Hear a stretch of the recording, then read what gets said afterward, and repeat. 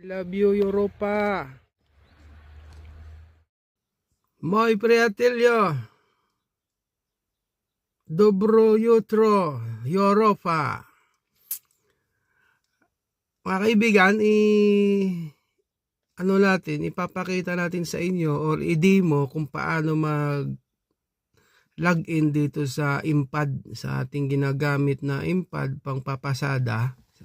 So, unang-una, ito ay translation sa language translation. Kasi kadalasan dito binibigay pag naibigay sa inyo tong IMPAD ng inyong mga kumpanya naka Habartsky language. So ito sa ibaba yung kanyang language selection. So dito tayo sa pag-login. So nakikita nyo driver login sa data transfer. Dito muna tayo sa driver login. So username saka password. Yung password saka username manggagaling din yan sa inyong kumpanya, sila ang gagawa nun. So i-enter ko yung aking username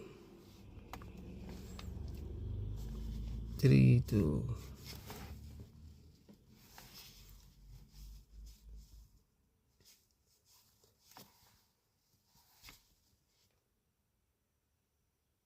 812.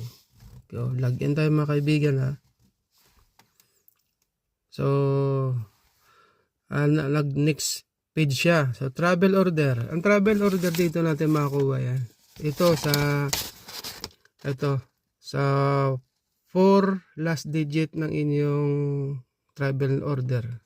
So i-click mo yan. New. Enter mo yon.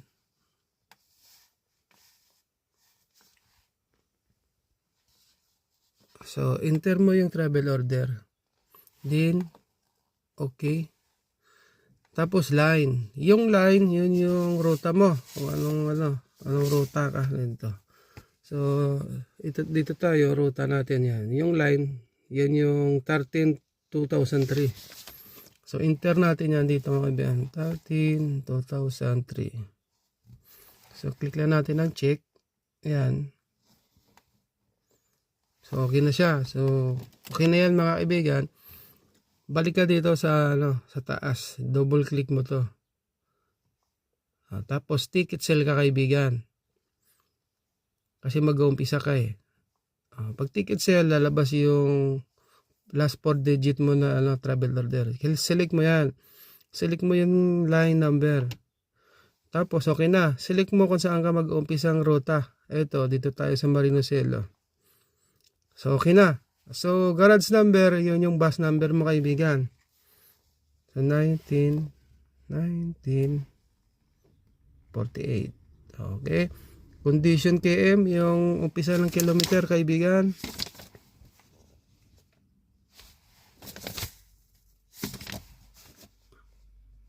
So check natin yan. So okay na siya.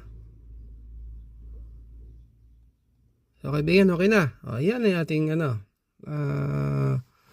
paglagyan ng IMPAD. Okay? Tapos sakali naman natin yan, i-unlock lang natin yan. Unlock. Balik natin yan. Okay? Ganun lang mga kaibigan. Tapos ang password niyan, sa kumpanya na rin manggagaling mga kaibigan. Okay? Alright. Yun lang ating video mga kaibigan sa ating paano mag-login sa ating IMPAD. Okay? Dobro jutro.